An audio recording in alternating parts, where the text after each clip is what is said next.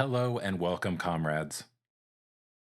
This channel is close to its 10th video.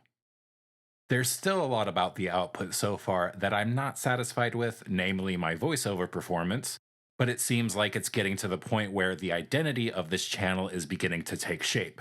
Stylistically and presentationally, there's still a lot of room for growth and experimentation, but as far as what kind of topics are to be discussed, I think there's a clear identity this channel is tending toward.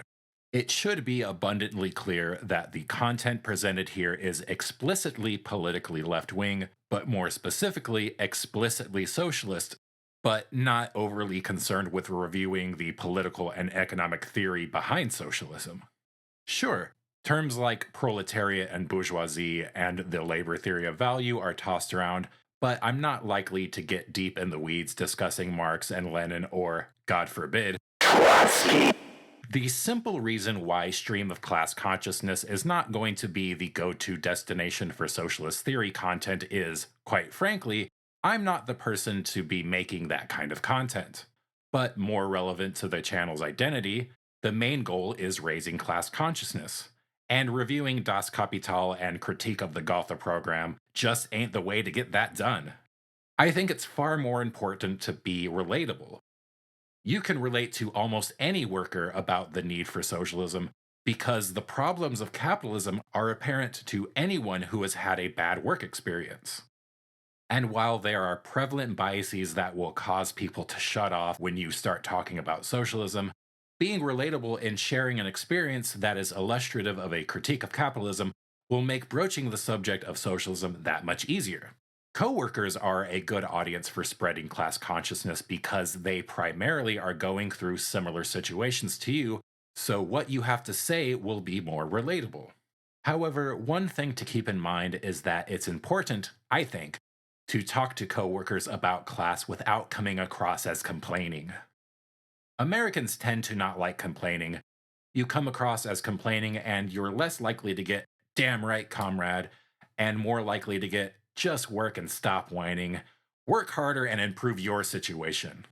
Try not to use words like unfair, bullshit, screwed, etc. Tone to avoid would also be anything that makes you come across as lazy, too. The goal of the workers' movement should be a post work society, but the problem with work isn't that it's a bummer and harsh as your mellow. The problem is the system that produces the work. But all audiences are different. We all have a coworker that complains about their job all the time. You may be that coworker to someone else. You can let coworkers like this know that their complaints are justified, but it'll be your goal to steer their frustrations in the right direction, and let them know their complaints are the result of capitalism structurally and not just because of a mean manager or an evil corporation. Frustrations of this sort are primed to be validated, but reinforce the class interests involved. Is your coworker complaining that they never get a raise? Make sure to validate their frustration, but also make sure they understand it's not the fault of your cheap boss. Yeah, I know. We do all the work to make this company profitable, but we are at the mercy of our boss to get a fraction of the wealth we created. But make no mistake, our boss could be extremely generous and we'd still be dependent on some big shot to tell us what our work is worth. And that's the way it is no matter who you work for. Now, I generally stay away from terms like big shot, but that is because they're incredibly reductive, as is any other similarly populist language. But that is the kind of language this coworker would likely be receptive to. Again, keep your audience in mind, maybe even parrot some language they use and recontextualize it as more class oriented. So, in this simple dialogue, we have validation of the worker's frustration so as to be relatable, redirection of the conversation from being influenced by their individual biases to a more focused discussion of class. Your coworkers can relate to what you'll say, it's just that they may have never thought about it before in the same terms. They could very well intuitively know the things you are talking about. It's just that they've likely been cultured to interpret their situation in a certain way and don't have the tools to develop a class focused view of their circumstances. Just as audience needs to be considered, Timing and appropriateness of the conversation for the particular situation should also factor into how and when you talk to coworkers about class. Try to make broaching the topic of class natural and relevant. You don't want to start talking about surplus value out of nowhere. Make conversations about class relevant to what is happening in you and your coworkers' real lived experience. For example, say your boss has decided they want to change something about the production methods or company procedures that will change the way you and your coworkers do their jobs. That would be the time you can talk to your coworkers about how your boss doesn't have to deal with the workload that you do. The boss doesn't do your job, and they don't understand all the work that's involved to get the job done. Thus, your boss is not aware of how their choices impact the workers, and they can upend your work routine at a whim simply because, as the owner of the company, they have the prerogative to do so without taking into account how the workers are affected. That can be a powerful realization, not because it's a particularly profound observation, because it really isn't. However, a lot of people who haven't developed class consciousness have been taught to believe that, of course, the boss can tell their employees what to do. Your role is to get them to question why a boss has the unilateral authority to upend how you spend a large part of your time. Remind your coworkers that they're the ones doing the work, not the boss. So why can't the workers at least have some input on how they do their jobs?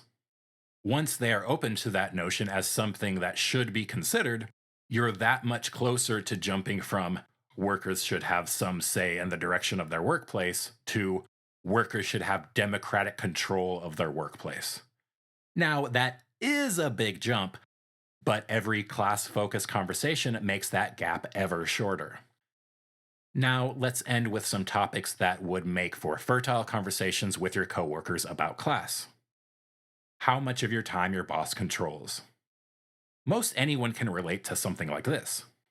The boss owns our time when we're at work. At work, we're basically operating under totalitarianism. But it's not just the time we spend at work that belongs to the boss.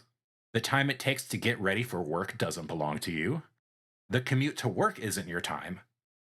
Anytime someone calls, texts, or emails you outside of work takes your time away. If you're on call, even if you're at home, you can't do everything you want with what should be your time.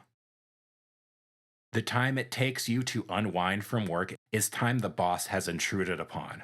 This is all unpaid time that work is eating away from you.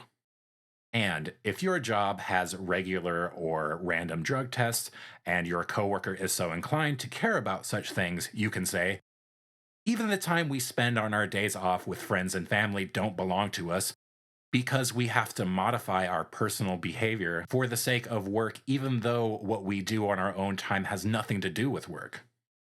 Surplus value and the labor theory of value. Now, don't start quoting Marx and Engels just yet. Just get to the simplified version. Our work makes it possible for the company to gain more value than was invested into it. Our work is an operating expense. It's not a reflection of the value our work created. The value our work created is taken by the owners as profit. Ownership and control. Labor theory of value is actually a good place to start because it's a good segue into getting your coworkers to think about how their work could be democratic. If we're the ones creating the surplus value of the company, why do we need the owners? Sure, they put up the money to get the company started, but that's only because as workers, we are not in a position to create, own, and control our workplaces. And besides, the owners have made enough money from the value we created to more than cover their investment. We do all the work necessary to run the company. The only reason we have owners is because they're the class with the power to enforce the social order. That may have gotten a little too radical near the end for many audiences, but the basic message can be adapted to engage any audience of workers. Now, actually, these are all video topics that will be forthcoming, so make sure to subscribe and turn on notifications. Since I upload so infrequently, getting notifications for this channel will ensure an upcoming video doesn't fall through the cracks. There's definitely a lot more points that would make good conversations with coworkers, but the ones I brought up apply to a more universal audience. So it would be a matter of finding something that fits your work environment and finding something that can be relatable to your coworkers. But if you're not the talking type, you can always share a relevant video from this channel. In fact, share one of these videos with anyone you think might get something out of it. Anyway, until next time, thank you in solidarity. Take care of yourself and each other.